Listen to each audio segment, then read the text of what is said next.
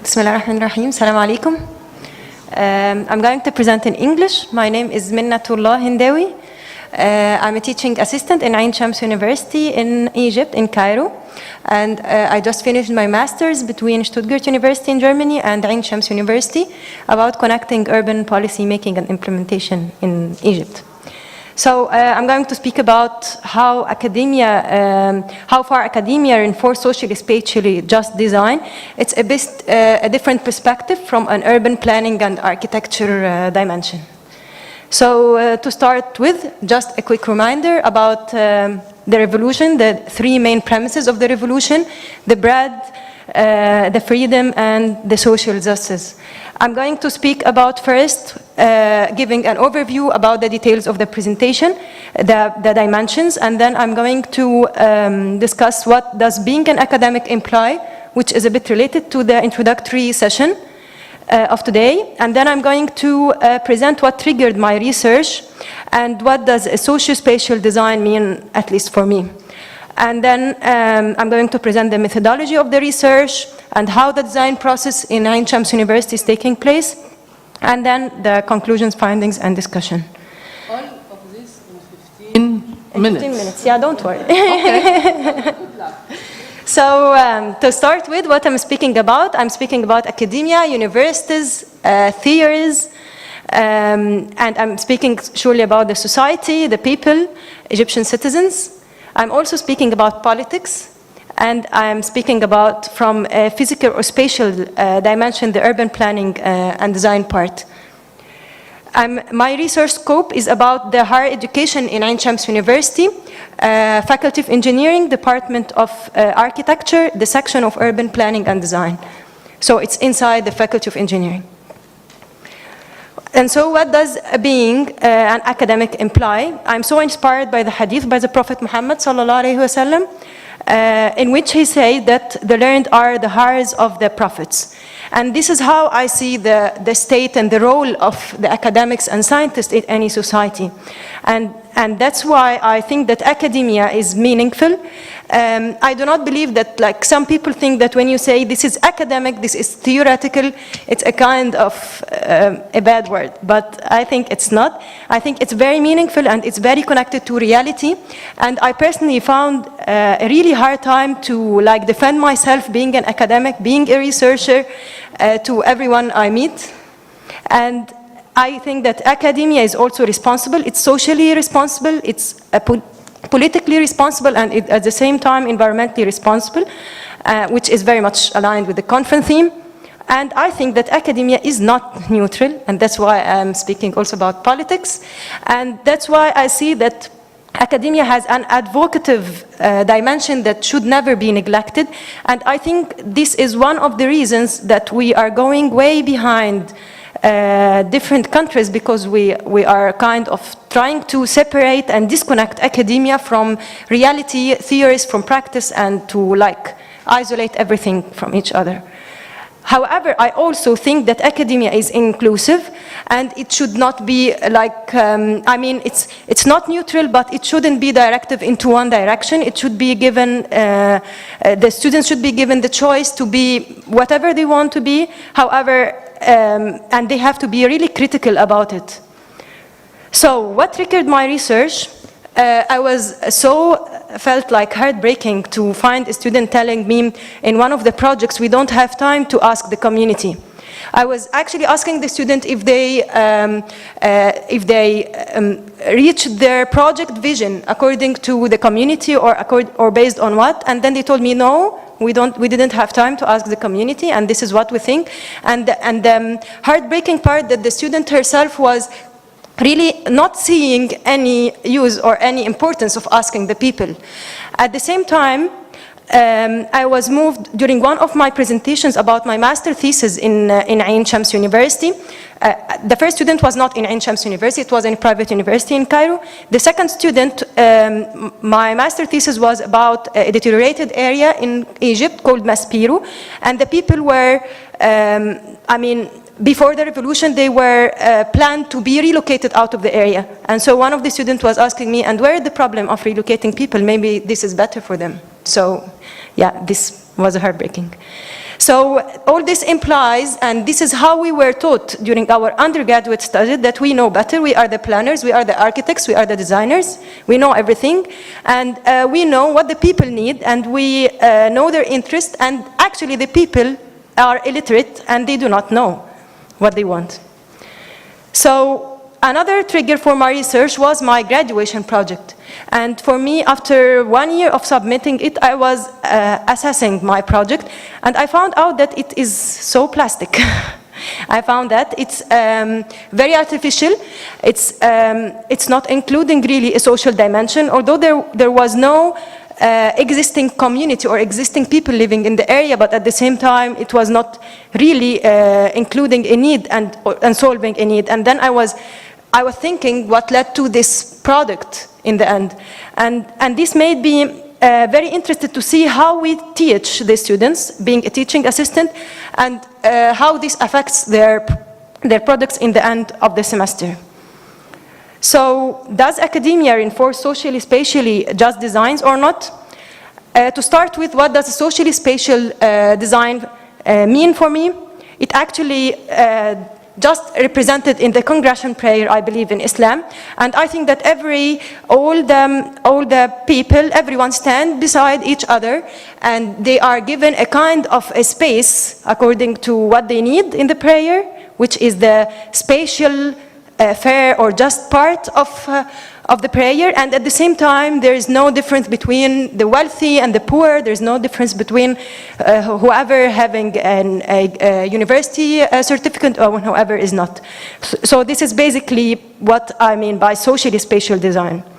My research methodology is according to me being an observant and participant of Ain Shams University higher education system, and I also went through the curriculum and the course specifications of the different subjects of urban planning and urban design and architecture design to see if they really have a social dimension or not. And I also went through seeing the product of the students in the end of each semester. Is it really an artificial thing or really a realistic and practical project?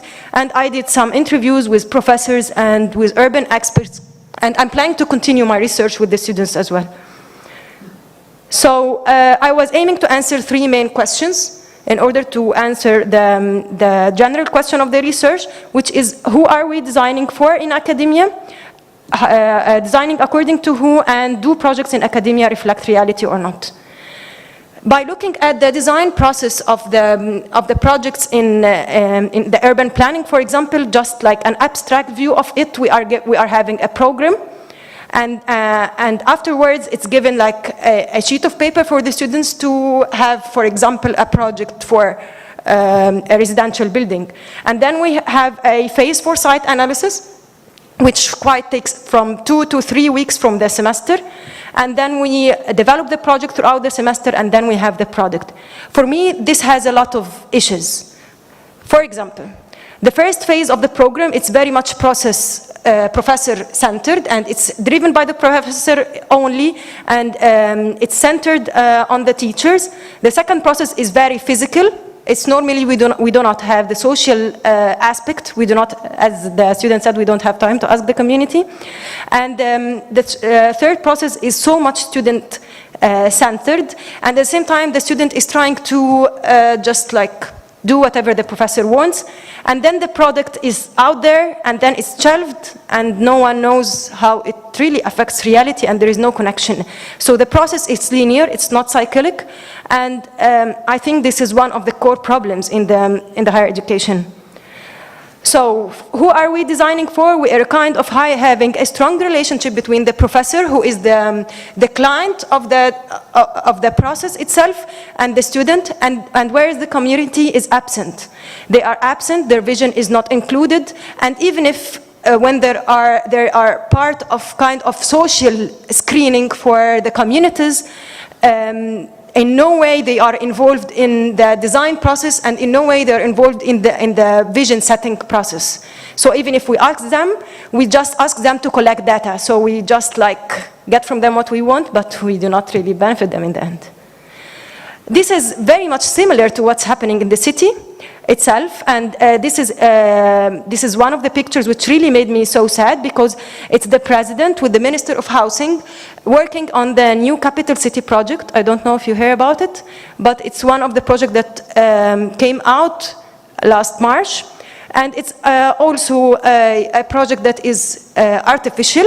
However, there is progress in it in reality, and I think the picture says it all. The project is done in the office, and it's done to please the president, not the people. And it's just like the expert and the president discussing for the community what they want.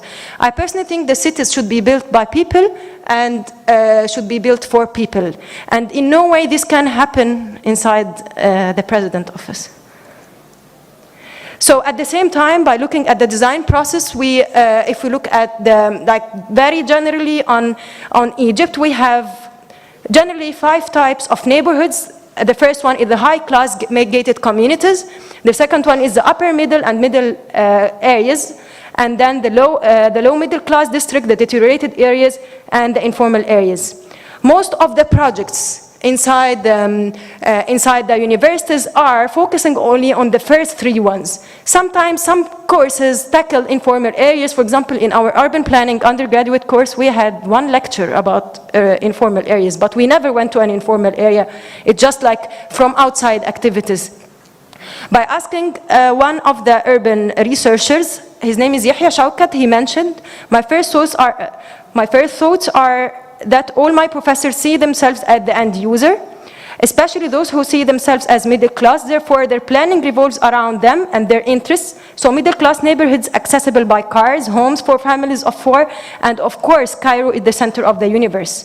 So we design only for ourselves, and we do not see things. And I found actually the numbers provided by Salma in her presentation very much appealing, because if we look at the percentages of the people who enter the university, they are mostly more rich. So this is kind of related.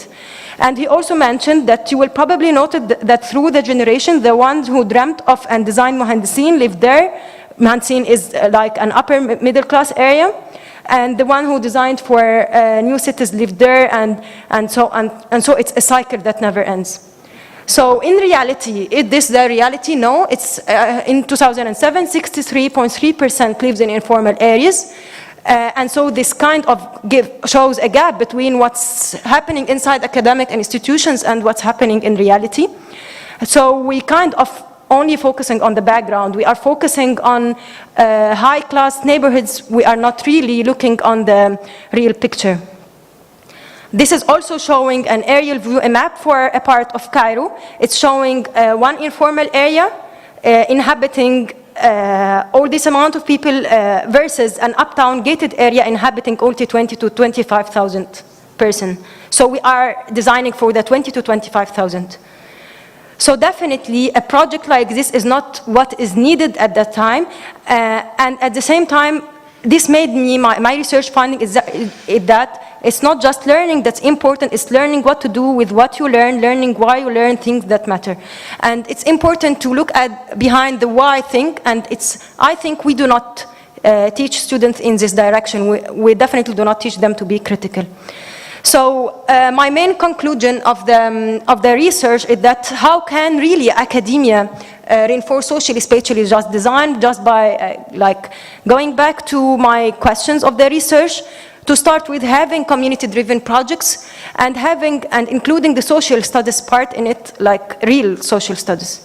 At the same time, it's important to promote critical thinking strategies in our teaching, and I find it very important because students are really very passive, and up to now, even after the revolution, when you give them the choice even to choose their projects, they just tell us as a teaching assistant, just select for us and we are okay.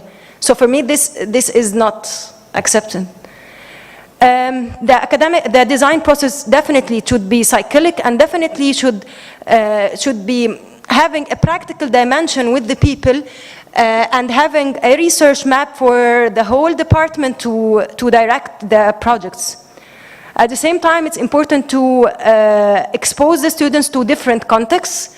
I do not say that we only have to study in formal areas, definitely no, but we have to give everything its weight in reality. I also found it interesting what Yahya mentioned by asking him about the socially just designs in academia in Egypt. He said, I guess how to make it, I guess by making the design process more pragmatic and democratic, to be participatory, but for real, not the participatory that's happening now. And then I will never, and he mentioned, I will never be a 50-year-old widow with 4 children and living in a room, but I can always ask her. So I leave this for discussion, and thank you.